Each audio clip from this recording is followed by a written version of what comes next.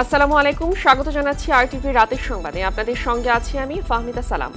ইরানে অন্তর্বর্তীকালীন প্রেসিডেন্ট হিসেবে দায়িত্ব নিয়েছেন ভাইস প্রেসিডেন্ট মোহাম্মদ মোখবার। দেশটির সর্বোচ্চ ধর্মীয় নেতা আয়াতুল্লাহ আল খামেনি এই অনুমোদন দেন। এদিকে নিহতদের স্মরণে 5 দিনের শোক ঘোষণা করেছে দেশটি। সোমবার সকালে পূর্ব আজারবাইজান প্রদেশে হেলিকপ্টার বিধ্বস্ত হওয়ার স্থান থেকে দেশটির প্রেসিডেন্ট ইব্রাহিম রাইসি সহ অন্যদের মরদেহ উদ্ধার করা হয়। এই ঘটনায় নিজেদের কোনো সম্পৃক্ততা নেই বলে দাবি করেছে ইসরায়েল। বিন ইয়ামিনের রিপোর্টে বিস্তারিত। দুর্গম পাহাড়ি এলাকায় চরম দুর্যোগপূর্ণ আবহাওয়ার মধ্যে প্রায় 16 ঘন্টার অনুসন্ধানে মিলে ইরানের প্রেসিডেন্ট ইব্রাহিম রাইসিকে বহনকারী হেলিকপ্টারটির সন্ধান। দেশটির পূর্ব আজারবাইজান প্রদেশের গহীন পাহাড়ি এলাকায় হেলিকপ্টারটি বিধ্বস্ত হয়ে আগুন ধরে যায়। সেখান থেকে প্রেসিডেন্ট ইব্রাহিম রাইসি ও পররাষ্ট্রমন্ত্রী হোসাইন আমির আবদুল্লাহিয়ান সহ হেলিকপ্টারে থাকা 9 জনের মরদেহ উদ্ধার করা হয়। উদ্ধারের পর তাদের মরদেহ নেওয়া হয়েছে ইরানের উত্তর পশ্চিমের তাবরিজ শহরে। মঙ্গলবার এই শহরে তাদের দাফন হওয়ার কথা রয়েছে। এদিকে ইব্রাহিম রাইসি নিহত হওয়ার পর অন্তর্বর্তীকালীন প্রেসিডেন্ট হিসেবে ভাইস প্রেসিডেন্ট মোহাম্মদ মোখবারকে দায়িত্ব দিয়েছেন দেশটির সর্বোচ্চ ধর্মীয় নেতা আয়াতুল্লাহ আলী খামেনি। তিনি 2 মাস এ দায়িত্ব পালন করবেন। এছাড়াও দেশটির নতুন পররাষ্ট্রমন্ত্রী হয়েছেন উপমন্ত্রী আলী বাঘেরি কানি। অন্যদিকে হেলিকপ্টার বিধ্বস্ত হয়ে ইব্রাহিম রাইসির মৃত্যুর ঘটনায় ইসরায়েল জড়িত নয় বলে দাবি করেছে দেশটির উচ্চপদস্থ এক কর্মকর্তা। তবে রাষ্ট্রীয়ভাবে এ ঘটনায় কোনো প্রতিক্রিয়া জানায়নি তেল আবিব। বিন ইয়ামিন, আরটিভি। হেলিকপ্টার দুর্ঘটনায় ইরানের প্রেসিডেন্ট ইব্রাহিম রাইসি নিহত হওয়ার খবরে শোক জানিয়েছে বিশ্ব নেতারা। বাংলাদেশের রাষ্ট্রপতি মোহাম্মদ শাহাবুদ্দিন ও প্রধানমন্ত্রী শেখ হাসিনা পাশাপাশি শোক জানিয়েছে রাশিয়ার প্রেসিডেন্ট, চীনের প্রেসিডেন্ট, ভারতের প্রধানমন্ত্রী নরেন্দ্র মোদী, তুরস্কের প্রেসিডেন্ট সহ অনেকেই। শোক বার্তায় বিশ্ব নেতারা রাইসির মৃত্যুকে ইরানের জন্য অপূরণীয় ক্ষতি হিসেবে মন্তব্য করেছেন। তবে শোক জানায়নি যুক্তরাষ্ট্র সহ পশ্চিমা নেতারা। বিস্তারিত সামদানি প্রত্যয়ের রিপোর্টে। رئیس جمهور صبح امروز برای بازدید از راهگذر ترانزیتی وارد شمال হেলিকপ্টার দুর্ঘটনায় ইরানের প্রেসিডেন্ট ও পররাষ্ট্রমন্ত্রী সহ 9 আরোহী মৃত্যুর ঘটনায় তোলপাড় গোটা বিশ্ব। এ ঘটনায় শোক জানিয়েছেন রাশিয়ার প্রেসিডেন্ট ভ্লাদিমির পুতিন, চীনের প্রেসিডেন্ট শি জিনপিং, তুরস্কের প্রেসিডেন্ট রিসেপ তাইফ এরদোয়ান, ভারতের প্রধানমন্ত্রী নরেন্দ্র মোদী, পাকিস্তানের প্রধানমন্ত্রী শাহবাজ শরীফ ও ভেনেজুয়েলার প্রেসিডেন্ট নিকোলাস মাদুরো সহ অনেকে। জনাব আগাই আমির আবদুল্লাহিয়ান রাইসির মৃত্যু অপূরণীয় ক্ষতি মন্তব্য করে শোক বার্তায় তাকে একজন অসামান্য রাজনীতিবিদ হিসেবে বর্ণনা করেন রুশ প্রেসিডেন্ট। রাইসির মর্মান্তিক মৃত্যু ইরানের জনগণের জন্য বড় ক্ষতি বলে জানান চীনের প্রেসিডেন্ট। ইরানের প্রেসিডেন্ট ইব্রাহিম রাইসিকে ভাই হিসেবে সম্বোধন করে তার জন্য আল্লাহর কাছে ক্ষমা প্রার্থনা করেছেন তুরস্কের প্রেসিডেন্ট এরদোগান। পাশাপাশি ইরানের জনগণের প্রতি আন্তরিক সমবেদনা জানিয়েছেন তিনি। রাইসির মৃত্যুতে গভীরভাবে শোকাহত ও মর্মাহত ভারতের প্রধানমন্ত্রী নরেন্দ্র মোদী। সামাজিক যোগাযোগ মাধ্যম এক্সে এক পোস্টে একথা জানান তিনি। গভীর সমবেদনা জানিয়ে পাকিস্তানে একদিনের জাতীয় শোক ঘোষণা করা হয়েছে। গভীর দুঃখ প্রকাশ করেছেন মালয়েশিয়ার প্রধানমন্ত্রী আনোয়ার ইব্রাহিম। এ ঘটনায় মর্মাহত মধ্যপ্রাচ্যের উপসাগরীয় দেশগুলো। রাইসির মৃত্যুতে গভীর দুঃখ প্রকাশ করেছেন দক্ষিণ আফ্রিকার প্রেসিডেন্ট সিরিল রামাফোসা। এ ঘটনাকে একটি অকল্পনীয় ট্র্যাজেডি হিসেবে বর্ণনা করেন তিনি। ইরানি জনগণের প্রতি আন্তরিক সমবেদনা ও সহানুভূতি প্রকাশ করেছেন মিশরের president Abdel Fattah al CC. Raisi সহ ইরানের অন্যান্য কর্মকর্তার মৃত্যুতে আন্তরিক শোক প্রকাশ করেছে ইউরোপীয় ইউনিয়নও। এদিকে রোববার জাতিসংঘের নিরাপত্তা পরিষদের অধিবেশনে রাইসি ও তার সঙ্গীদের স্মরণে 1 মিনিট নীরবতা পালন করা হয়। তবে যুক্তরাষ্ট্র সহ পশ্চিমা বিশ্ব ইরানের প্রেসিডেন্টের মৃত্যুতে এখনও শোক জানায়নি। সামদানি প্রত্যয়, আরটিভি। ব্যাটারি চালিত অটোরিকশা চালকদের জীবন ও জীবিকার বিষয়টি গুরুত্ব দিয়ে ঢাকা শহরে অটোরিকশা চলাচলের অনুমতি দিয়েছেন প্রধানমন্ত্রী শেখ হাসিনা। মন্ত্রিসভার বৈঠকে প্রধানমন্ত্রীর এই নির্দেশনার কথা জানান মন্ত্রিপরিষদ সচিব মাহবুব হোসেন। তিনি আরও বলেন, বাজার পরিস্থিতি নিয়ন্ত্রণে বাজার মনিটরিং আরও জোরদারের নির্দেশনা দিয়েছেন প্রধানমন্ত্রী। আরও জানাচ্ছেন বিপুল দেবরায়। সোমবার সকালে প্রধানমন্ত্রী কার্যালয়ে প্রধানমন্ত্রী শেখ হাসিনার সভাপতিত্বে অনুষ্ঠিত হয় মন্ত্রিসভার বৈঠক। এই সময় 5টি খসড়ার চূড়ান্ত অনুমোদন দেয়া হয়। বৈঠক শেষে সচিবালয়ে সাংবাদিকদের ব্রিফ করেন মন্ত্রিপরিষদ সচিব মাহবুব হোসেন। তিনি বলেন, স্বল্প আয়ের মানুষের কষ্টের কথা বিবেচনা করে প্রধানমন্ত্রী শুধু ঢাকা শহরে ব্যাটারি চালিত রিকশা চলাচলের অনুমতি দিয়েছেন। সুস্পষ্টভাবে নির্দেশনা দিয়েছেন তাদের জীবন ও জীবিকার বিষয়টিকে উপেক্ষা করে কোনো সিদ্ধান্ত নেওয়া যাবে না। তাদের জীবিকার ব্যাপারটাকে আমাদের খুবই গুরুত্বের সাথে বিবেচনায় রাখতে হবে। তাদেরকে নির্দিষ্ট এলাকা ভাগ করে দেওয়া হবে যে এর বাইরে তারা চালাতে পারবে না। এছাড়া বাজার মনিটরিংয়ে জোরালোভাবে জোর দিতে প্রধানমন্ত্রী নির্দেশ দিয়েছেন বলেও জানান মন্ত্রিপরিষদ সচিব। বাজার মনিটরিংটা দিকে জোরালোভাবে নজর দিতে বলেছেন। মানে কিছু কিছু পণ্যে বাজারের সাপ্লাই কোনো ক্রাইসিস না সত্ত্বেও পণ্য মূল্য বৃদ্ধির যে প্রবণতা দেখেছেন, উনি বললেন যে খুব কঠোরভাবে যেন বাজার মনিটরিংটা শুরু করা, সেজন্য উনি সুনির্দিষ্টভাবে বাণিজ্য প্রতিমন্ত্রীকে নির্দেশনা দিয়েছেন। এদিকে বঙ্গবন্ধু অ্যাভিনিউয়ে আওয়ামী লীগের কেন্দ্রীয় কার্যালয়ের সামনে আওয়ামী ওলামা লীগের প্রথম প্রতিষ্ঠা বার্ষিকী অনুষ্ঠানে সড়ক পরিবহন ও সেতুমন্ত্রী বলেন, প্রধানমন্ত্রীর নির্দেশে রাজধানীতে ব্যাটারি চালিত রিকশা চলার অনুমতি দিলেও দেশের 22টি মহাসড়কে বন্ধ থাকবে এই যানবাহনটি। 22টা হাইওয়ে নিষিদ্ধ ছিল, সেগুলো নিষিদ্ধ থাকবে, ফিডার রোডে চলবে। আমরা নতুন নীতিমালা নিয়ে আসছি, জীবিকা আগে না জীবন আগে। বিপুল দেবরাই, RTV, ঢাকা। অনেকটা ডাকাতির কায়দায় গ্যারেজের তালা ভেঙে সিসি ক্যামেরা নষ্ট করে রিকশার শত শত ব্যাটারি নিয়ে যাওয়া হয়েছে। গভীর রাতে আইনশৃঙ্খলা বাহিনীর সঙ্গে মাস্ক পরা কিছু লোক এমন ঘটনা ঘটিয়েছে। পল্লবী থানা রিকশার ব্যাটারি নিয়ে যাওয়ার কথা স্বীকার করলেও তালা ভাঙা কিংবা সিসিটিভি নষ্ট করার বিষয়ে স্পষ্ট কিছুই বলেনি। এদিকে গতকাল সহিংসতা থামাতে আসা কয়েকজনের বিরুদ্ধে সংঘাতের ইন্ধন দেওয়ার প্রমাণ পাওয়া গেছে। মেহেদী হাসান সুজনের ক্যামেরায় সুমন তানফিরের রিপোর্ট।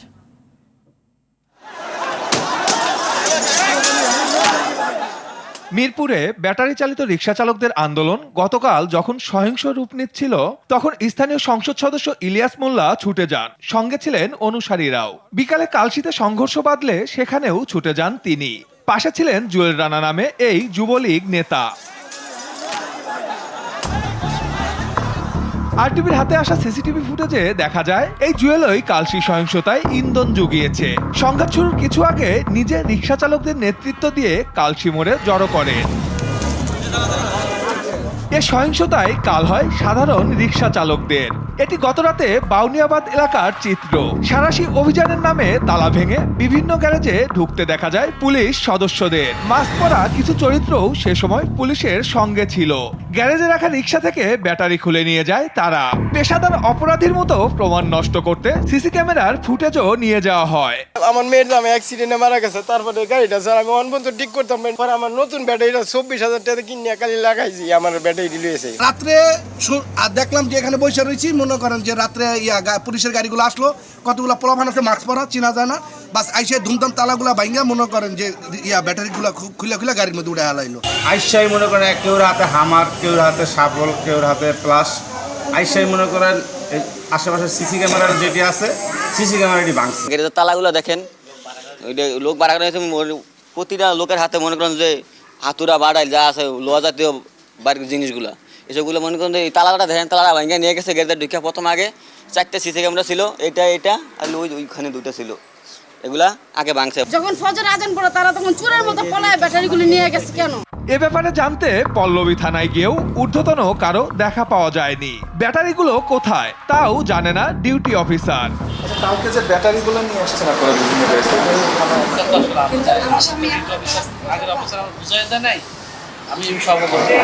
ফোনে পল্লবী থানার ভারপ্রাপ্ত কর্মকর্তা অপূর্ব হাসান দাবি করেন, আইন মেনেই অপারেশন হয়েছে। ওরা যদি বলে যে আমরা অবৈধ জিনিস আর চালাবো না, আমরা ভিন্নভাবে এটা ইউজ করব, আমরা এই কাজে আর এটাকে ব্যবহার করব না, অবশ্যই প্রয়োগ পাবে।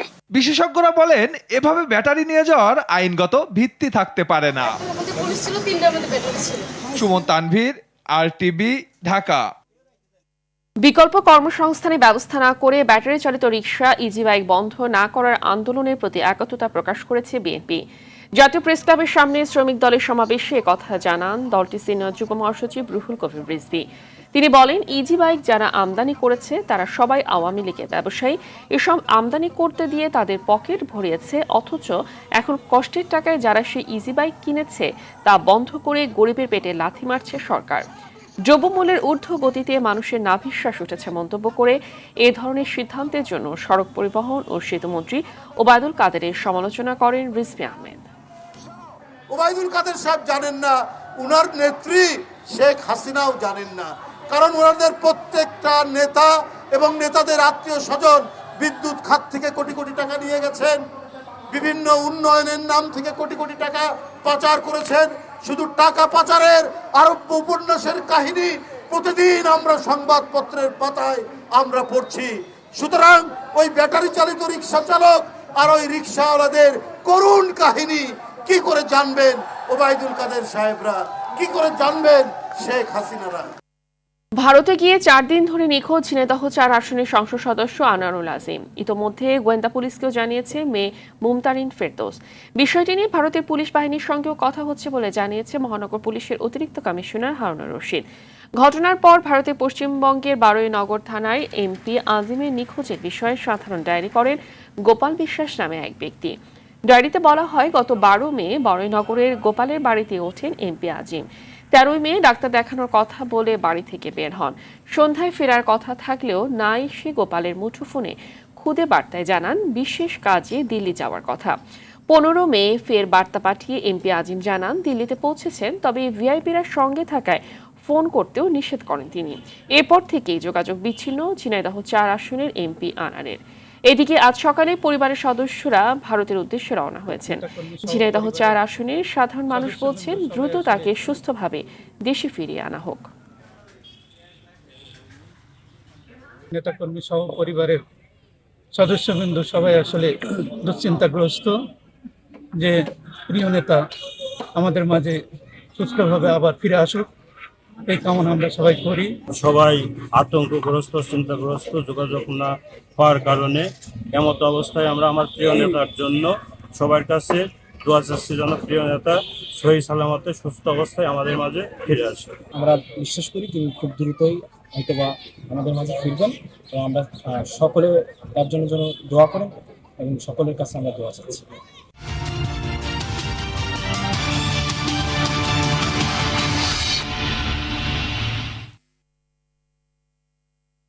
রাত পেরোলে ষষ্ঠ উপজেলা পরিষদ নির্বাচনে দ্বিতীয় ধাপের ভোট গ্রহণ।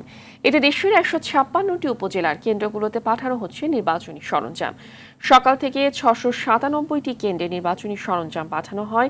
বাকি 12,323টি কেন্দ্রে সরঞ্জাম পাঠানো হবে ভোটের দিন সকালে। এদিকে নির্বাচন সুষ্ঠু করতে সব ধরনের ব্যবস্থা নিয়েছে নির্বাচন কমিশন। প্রতিনিধিদের তথ্য ছবিতে ইমরুল কায়েসারের রিপোর্ট। রাত পেরোলেই ভোটের দিন। জমজমাট এই ভোট উপলক্ষে নির্বাচনী সরঞ্জাম পাঠানো হচ্ছে কেন্দ্রে কেন্দ্রে। ষষ্ঠ উপজেলা পরিষদ নির্বাচনের দ্বিতীয় ধাপে চাঁদপুরের সদর, হাজীগঞ্জ, শাহরাস্তি উপজেলায় ইভিএম সহ নির্বাচনী সরঞ্জাম কেন্দ্রে কেন্দ্রে পাঠানো হয়েছে। জেলার 3 উপজেলায় 287টি কেন্দ্রের সরঞ্জাম প্রিজাইডিং অফিসারের কাছে বুঝিয়ে দেওয়া হয়। নির্বাচন উপলক্ষে সোমবার দুপুর থেকে চুয়াডাঙ্গার 2 উপজেলায় 217টি কেন্দ্রে পাঠানো হচ্ছে ভোটের সরঞ্জাম। ঝালকাঠি সদর উপজেলার 77টি কেন্দ্র এবং নলছিটি উপজেলার 70টি কেন্দ্রের নির্বাচনী সরঞ্জাম প্রিজাইডিং অফিসারদের কাছে বুঝিয়ে দেন রিটার্নিং কর্মকর্তা। গাজীপুরের কালিয়াকৈর উপজেলার কেন্দ্রে কেন্দ্রে ভোটের সরঞ্জাম বিতরণ করা হয়েছে। সোমবার দুপুর থেকে ব্যালট পেপার ছাড়া ভোটের সরঞ্জাম সহকারী রিটার্নিং কর্মকর্তার কাছে বুঝে নেন প্রিজাইডিং কর্মকর্তারা। কুষ্টিয়ার 4টি উপজেলার নির্বাচন সরঞ্জাম পাঠানো হয়েছে। কেন্দ্রের প্রিজাইডিং অফিসাররা সরঞ্জাম বুঝে নিয়ে স্ব কেন্দ্রে নিয়ে যান। মেহেরপুরের গাংনী উপজেলার ভোটের সরঞ্জাম উপজেলা পরিষদ চত্বর থেকে কেন্দ্রে পাঠানো হয়েছে। এছাড়া ময়মনসিংহ, নড়াইল, রাঙামাটি, ঠাকুরগাঁও, পিরোজপুর ও বরগুনার কেন্দ্রে কেন্দ্রে নির্বাচনী সরঞ্জাম পাঠানো হয়েছে। নির্বাচন সুষ্ঠু করতে বিপুল পরিমাণ আইন শৃঙ্খলা বাহিনী মোতায়েন করা হয়েছে। দ্বিতীয় ধাপের উপজেলা পরিষদ নির্বাচন সুষ্ঠু করতে সব ধরনের ব্যবস্থা নেওয়া হয়েছে বলে জানান নির্বাচন কমিশনার মোহাম্মদ আলমগীর। ভোটের হারের যে কনসার্ন, এই জন্য আমরা চাবো তো যে ভোটের হার বেশি হলে আমরা খুশি, কিন্তু না হলে এটা নিয়ে যে আমাদের খুব উদ্বিগ্ন হওয়ার মতো কিছু নেই। যেহেতু আমাদের আইনে কোনো পার্সেন্টেজ টার্গেট করা নাই, ফ্রান্সের নির্বাচনে যেমন বলা আছে এত পার্সেন্ট ভোট না বললে আবার দ্বিতীয়বার নির্বাচন হবে, বিধিনিষেধ নাই যে এত পার্সেন্টেজ ভোট না পড়লে সেই নির্বাচনটি আবার পুনরায় করতে হবে বা এটা কাঙ্ক্ষিত না অথবা আমরা খুশি না এরকম বলা যাবে না। আমরা যে কোনো হার পড়লেই খুশি। নির্বাচনে কারো প্রতি পক্ষপাতমূলক আচরণ করা হয়নি বলেও মন্তব্য করেন কমিশনার। ইমরুল কায়েস, RTV। তাপদাহে নানা রোগের প্রকোপের পর চোখ রাঙাচ্ছে ডেঙ্গু। সারা দেশে বাড়ছে আক্রান্ত ও মৃতের সংখ্যা। চলতি বছর 5.5 মাসই আক্রান্ত হয়েছে গেলবারের তুলনায় দ্বিগুণ। মৃত্যুর সংখ্যা বেড়েছে প্রায় 3 গুণ। গতবারের চেয়ে এবারের উপসর্গে কিছুটা ভিন্নতা রয়েছে, যা নিয়ে ডেঙ্গুতে মৃত্যু কমাতে সমন্বিতভাবে কাজ করার পরামর্শ বিশেষজ্ঞ চিকিৎসকদের। রফিকুল ইসলামের রিপোর্ট, ছবি তুলেছেন নিহান নন্দী। তাপদাহের অসহনীয় অবস্থার পর তাপমাত্রার পারদ নামতে শুরু করেছে।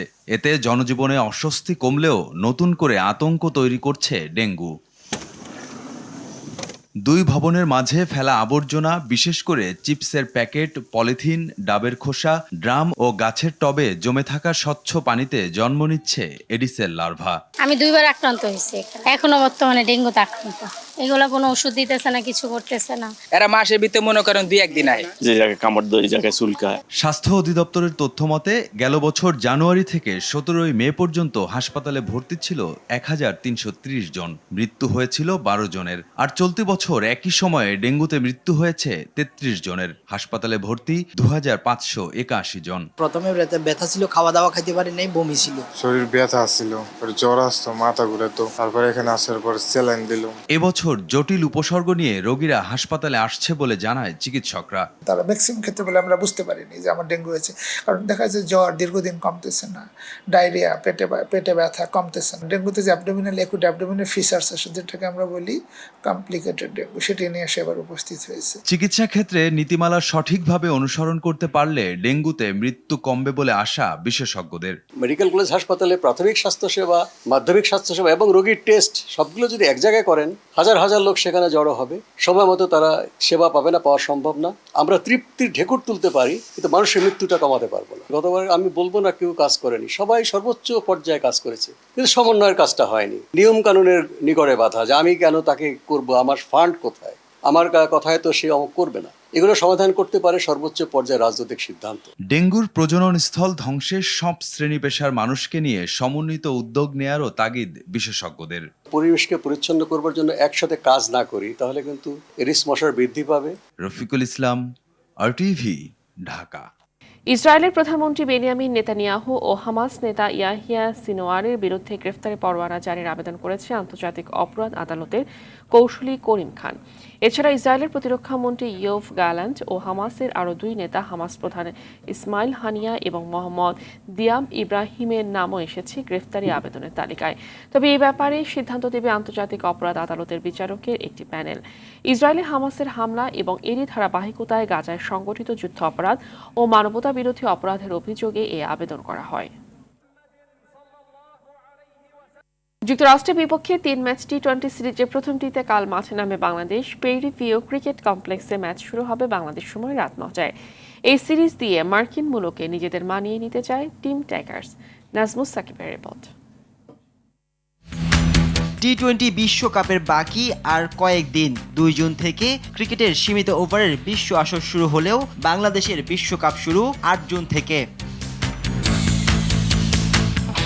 যুক্তরাষ্ট্রের গ্র্যান্ড প্যারি স্টেডিয়ামে শ্রীলঙ্কার বিপক্ষে ম্যাচ দিয়ে টি-20 বিশ্বকাপ মিশন শুরু করবে বাংলাদেশ। তার আগে সেখানকার পরিবেশের সাথে নিজেদের মানিয়ে নেওয়াটা জরুরি টাইগারদের জন্য। যুক্তরাষ্ট্রের কন্ডিশন সম্পর্কে বাংলাদেশের জানাশোনা বলতে 2018 সালে ফ্লোরিডায় 2টি টি-20 ম্যাচ, যেখানে ছিলেন না বর্তমান টি-20 বিশ্বকাপ দলের বেশিরভাগ ক্রিকেটারই। বিশ্বকাপের আগে মার্কিন মূলকে স্বাগতিকদের বিপক্ষে তাই প্রথমবারের মতো আন্তর্জাতিক টি-20 সিরিজ খেলবে বাংলাদেশ। সিরিজের প্রথম ম্যাচের আগে তাই প্রস্তুতিতে ঘাটতি রাখেনি হাতুড়ুর শিষ্যরা। জয় দিয়ে যুক্তরাষ্ট্রের মাটিতে বিশ্বকাপ প্রস্তুতিটা শুরু করতে চায় টাইগাররা। নাজমুস সাকিব, RTV। রাতের সংবাদ এই পর্যন্ত। সর্বশেষ সংবাদ জানতে যে কোনো মোবাইল ফোন থেকে 2414 নম্বরে ডায়াল করুন। মধ্যরাতের সংবাদ রাত 1টায় দেখার আমন্ত্রণ রইল। ধন্যবাদ সবাইকে।